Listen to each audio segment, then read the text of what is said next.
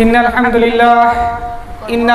لله وكفى وسلام على عباده الذين اصطفى أما بعد أعوذ بالله من الشيطان الرجيم بسم الله الرحمن الرحيم يا أيها الناس اعبدوا ربكم الذي خلقكم من نفس واحدة وخلق منها زوجها وبث منهما رجالا كثيرا ونساء واتقوا الله الذي تساءلون به والأرحام إن الله كان عليكم رقيبا قال الله تبارك وتعالى في موضع آخر الحياء من الإيمان الحياء من الشعبة الإيمان رب اشرح لي صدري ويسر لي امري واحلل عقدة من لساني يفقهوا قولي رب زدني علما اللهم رب زدنی علما سبحانك لا علم لنا الا ما علمتنا انك انت العليم الحكيم. محترم سامعین اکرام و اسٹیج پر تشریف فرما علماء اکرام اور خصوصاً صدر محترم اور مہمان خصوصی شیخ طاہر ساناولی صاحب حفظہ اللہ و تولا. میرے بھائیوں، آپ لوگوں کے سامنے میں نے قرآن کریم کی ایک سورہ نساء کی ایک آیت میں نے آپ لوگوں کے سامنے تلاوت کیا ہے، اور آج میرے تقریر کا ٹاپک یہی ہے کہ اسلام کے اندر عورتوں کا کیا مقام ہے. قرآن کریم کے اندر ایک سورہ ہے جس کا نام ہے سورہ نساء، اور نساء جس کا مطلب ہوتا ہے عورت. میرے بھائیوں، اس بات سے آپ اندازہ لگا سکتے ہیں کہ اسلام کے اندر عورتوں کا کتنا بڑا مقام ہے کہ اللہ تعالیٰ نے عورتوں کے نام سے قرآن کریم میں ایک سورہ ہی نازل کر دیا. آپ پوری قرآن کو پڑھ ڈالیے، سورہ فاتحہ سے لے کر کے آپ سورہ ناس تک کی تلاوت کر لیجئے. کہیں پر آپ کو مردوں کے نام سے کوئی سورہ نہیں ملے گا، کہیں پر مردوں کے نام سے اللہ تعالیٰ نے کوئی سورہ نازل نہیں کیا. لیکن قرآن کریم جب آپ تلاوت کرتے ہیں، جب آپ قرآن کریم کے ادھین کرتے ہیں، تو آپ کو عورتوں کے نام سے ایک سورہ مل جائے گا جس کا نام سورہ نساء ہے. اس سے یہ بات واضح ہو رہی ہے کہ اللہ رب العالمین نے اسلام میں عورتوں کا کیا مقام رکھا، اور نبی اکرم جناب محمد رسول اللہ صلی اللہ علیہ وسلم نے عورتوں کو کیا مقام دیا. میرے بھائیوں، اگر آپ اردو ڈکشنری کے اندر، اگر اردو لغت کے اندر اگر آپ عورتوں کے معنی دیکھتے ہیں، اگر عورتوں کے معنی پر اگر چرچا کرتے ہیں، تو آپ کو ملے گا کہ عورت کے جو لغوی معنی ہیں ڈکشنری کے اکارڈنگ، اردو لغت کے اکارڈنگ جو عورت کے لغوی معنی ہیں وہ ہے حیا، شرمگاہ، یہ عورتوں کے معنی ہیں. اور اللہ کے نبی جناب محمد رسول اللہ صلی اللہ علیہ وسلم نے کہا ہے کہ الحیاء من الایمان، حیا ایمان سے ہے. ایک طرف عورتوں کے لغوی معنی حیا، اور دوسری طرف ایمان کو حیا سے جوڑا گیا ہے. یہ بات واضح ہو رہی ہے کہ اگر کسی بھی خواتین کے اندر اگر ایمان کی موجودگی کے لیے، کسی بھی خواتین کے اندر ایمان کی موجودگی کے لیے اس کے اندر حیا کا ہونا ضروری ہے. بغیر حیا کے آپ کے اندر ایمان باقی نہیں. اور ٹھیک اسی طریقے سے اگر کسی بھی خواتین کے اندر اگر حیا نہیں ہے تو اس کے اندر ایمان کا ایک بھی حصہ باقی نہیں ہے. جس طریقے سے ہماری جسم کو چلنے کے لیے روح کی ضرورت ہے، نفس کی ضرورت ہے، بغیر روح کی، بغیر نفس کی ہماری جسم کی کوئی اہمیت نہیں، ہماری ڈیڈ باڈی کی کوئی اہمیت نہیں. ٹھیک اسی طریقے سے کسی بھی خواتین کے اندر ایمان کی موجودگی کے لیے حیا کا ہونا ضروری ہے. اور جس خواتین کے اندر اگر حیا نہیں ہے تو اس کے اندر ایمان باقی نہیں ہے. میرے بھائیو، ایمان کی موجودگی کے لیے عورتوں کے اندر، خواتین کے اندر حیا کا ہونا ضروری ہے، کیونکہ حیا کو ایمان سے جوڑا گیا ہے. دوسری جگہ کہا گیا الحیاء من الصوبۃ الایمان، حیا ایمان کا ایک شعبہ ہے، حیا ایمان کا ایک حصہ ہے. जिस तरीके से हमारी जिस्म का एक हिस्सा आँख है, हमारी जिस्म का एक हिस्सा हाथ है, हमारी जिस्म का एक हिस्सा दिमाग है, ठीक उसी तरीके से हया भी ईमान का एक हिस्सा है। ईमान का एक हिस्सा है। अगर ईमान अगर पूरी बॉडी है तो हया उस बॉडी का एक हिस्सा है, और जब तक हया बाकी ना रहेगा तो ईमान बाकी ना रह जाएगी। मेरी माँ बहनों, इस बात पर सोचने की बात है और गौर करने की बात है कि अल्लाह रब्बुल आलमीन ने आपको कितना बड़ा मकाम दिया, जिसके वजह से आपके नाम से अल्लाह रब्बुल आलमीन ने कुरान करीम में एक सूरह ही नाजिल कर दिया। और कुरान करीम की एक सूरह तो छोड़िए, एक आयत को छोड़िए, एक वर्ड तो छोड़िए, अगर कुरान करीम की एक हर्फ भी अगर कोई पढ़ ले तो अल्लाह के नबी की हदीस है, मन करा हर्फम मिन किताबिल्लाह, जिसने मेरी किताब की एक भी हर्फ पढ़ी, फलहू हसनतुन, उसे एक नेकी मिलेगी, वल हसनतु बिअशरि अमसालिहा, जो दूसरे नेकी के तुलना में, दूसरे नेकी के कंपेयर में 10 गुना ज्यादा होगा। अगर कोई आदमी कुरान करीम की एक हरफ पढ़ता है तो उस पर 10 नेकियां मिलती है। और अल्लाह रब्बुल आलमीन ने आपके नाम से एक सूरत तो नाजिल कर दिया, एक आयत तो छोड़िए, एक रुकू तो छोड़िए, एक वर्ड तो छोड़िए, एक पूरी की पूरा सूरह नाजिल कर दिया है। आप समझ सकते हैं कि उस पूरी सूरह में कितनी आयतें होंगी, कितने अल्फाज होंगे, और जो आदमी इस पूरे सूरह को पढ़ेंगे वो कितने बड़े नेकी के हामिल होंगे। मेरे भाइयों, मेरे माँ बहनों, हमें इस बात पर गौर करनी चाहिए, हमें इस्लाही माशरा के इन पहलुओं पर गौर करनी चाहिए। खुसूसन अगर माशरे की इस्लाह की ज़रूरत होती है, अगर माशरे की इस्लाह की बात आती है तो वहाँ पर मेरे माँ बहनों, औरतों का सबसे ज़्यादा हकदारी और सबसे ज़्यादा हिस्सेदारी औरतों के नाम से, औरतों के ऊपर आते हैं, क्योंकि हमारे माशरे बर्बाद होते हैं तो उसमें कहीं ना कहीं औरतों के हाथ ही होते हैं। अगर हमारे घर बर्बाद होते हैं तो उसमें औरतों के हाथ होते हैं, क्योंकि औरतों की वजह से हमारे माशरे बनते हैं, औरतों की वजह से हमारे घर संवरते हैं। और इसमें औरतों को बढ़ चढ़ करके हिस्सा लेनी चाहिए, और हमें इस बात का ख्याल होनी चाहिए, मेरी माँ और बहनों को इस बात का ख्याल होनी चाहिए कि हमारे अंदर हया बाकी है या नहीं। अगर हमारे अंदर हया बाकी नहीं है तो फिर आप सोचिए कि आप ईमान के किस दर्जे पर हैं, आपके अंदर ईमान है या नहीं। और अगर आपके अंदर ईमान नहीं है तो आप इस्लाम के कौन से अरकान में आप आते हैं, आप इस्लाम में आपकी क्या हैसियत रह जाती है, जबकि अल्लाह के नबी ने आपको इतनी बड़ी हैसियत दी है। जब अल्लाह रब्बुल आलमीन ने खुद आपको इतना बड़ा हैसियत दिए तो फिर आप अपनी हैसियतों को गिरा करके, आप अपने अंदर से हया और शर्म को गिरा करके आप किस हैसियत पर और किस दर्जे पर पहुंच गए, हमें सोचने की बात है। और मेरी माँ बहनों को इस बात को पर सोचना चाहिए, गौर करना चाहिए।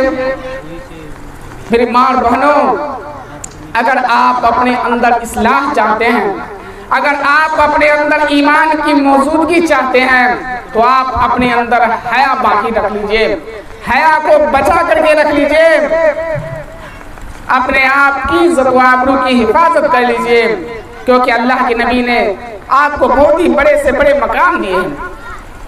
कुरान करीम के साथ साथ हदीसों में भी कहा गया है। मेरे भाइयों, एक हदीस सुनिए।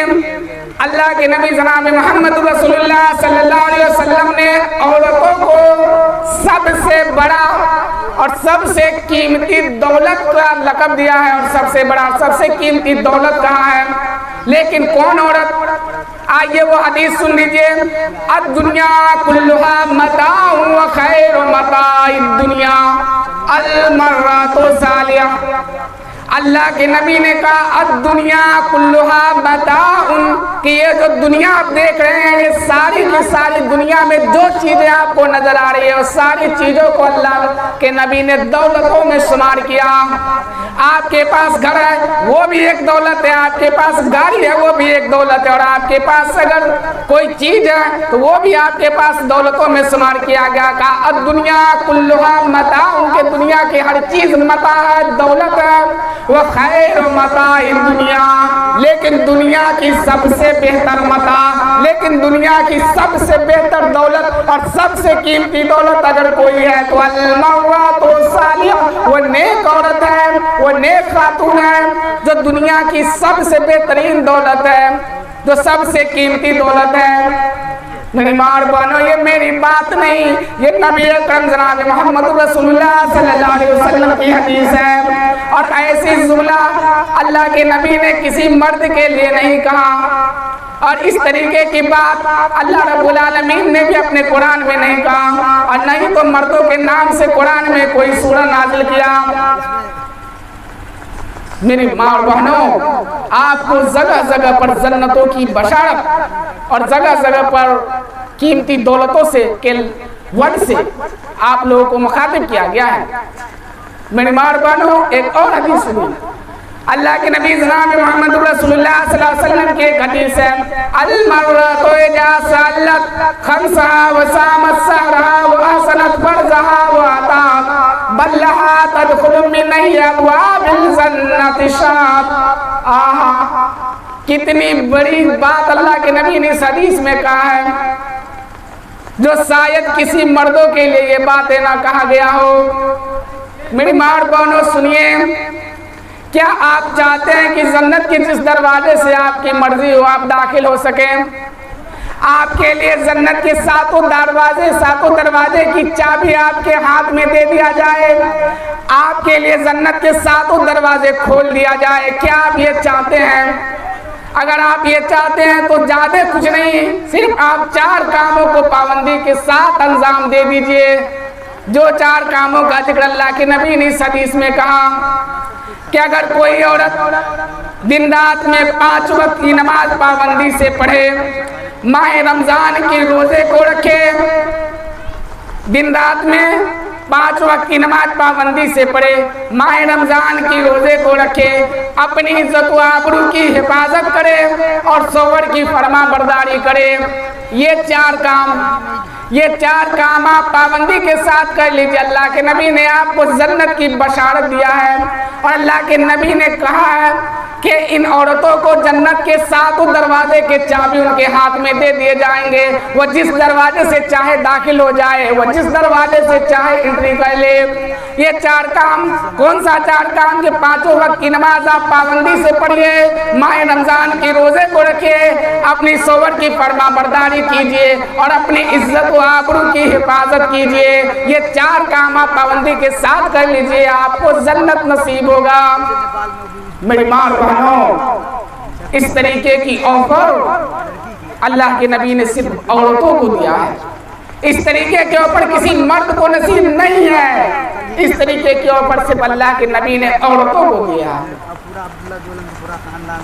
आप अपने अंदर हया को बाकी रखिए, आप अपने अंदर इन 4-5 कामों को आप अपने अंदर बाकी रखिए। अल्लाह की कसम, आपको जन्नत नसीब होगा। एक जगह और अल्लाह के नबी ने साथ फरमाया, जन्नत की बशारत देते हुए अल्लाह के नबी ने कहा, इन्नमा अमरतिन मा तत्तवज़ुहा अन्नहा रादिन दखलतिल जन्नह, कि अगर कोई औरत इस हाल में मरे कि उसका खाविंद उससे राजी था, अगर कोई औरत इस हालत में मरता है कि उसका सौवर उससे राजी था, उसका सौवर उसे पसंद करता था, उसका खाविंद उससे राजी था, दखलतिल जन्नह, तो वो औरत जन्नत में दाखिल किए जाएंगे। फिर जन्नत की बशारत। मेरी माँ और बहनों, आप जरा गौर तो कीजिए, कहीं पर आपको कीमती दौलतों के बारे में कहा गया है, कहीं पर आपको जन्नत की बशारत दिया गया है, कहीं पर आपको 7 जन्नत के 7 दरवाजे की चाबियां आपके हाथों में दे दिया गया है। लेकिन ये चीज पाने के लिए क्या है? इस चीज को पाने के लिए कौन सी चीज शर्त है? शर्त ये है कि आप अपने अंदर हया को बाकी रखिए।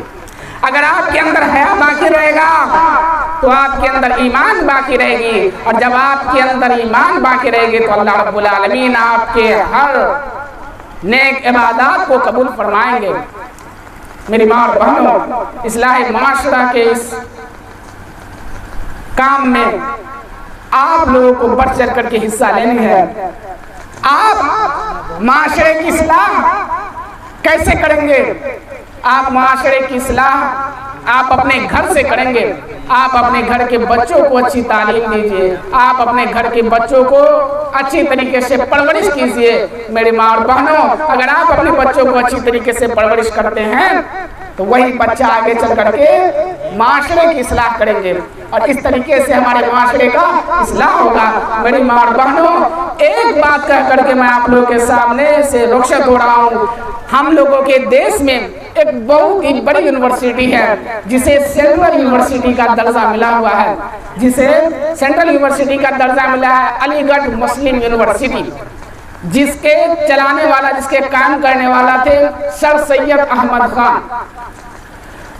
وہ اپنی تعلیم و تربیت کے بارے میں وہ اپنی بایوگرافی میں سوانی عمر میں لکھتے ہیں کہ میرے اندر جو قابلیت آئی ہے، یا میرے اندر جو میرے اندر جو بھی قابلیت آئی ہے، یا میرے اندر جو پرہیزگاری آئی ہے، وہ مجھے میری ماں سے وراثت میں ملا ہے۔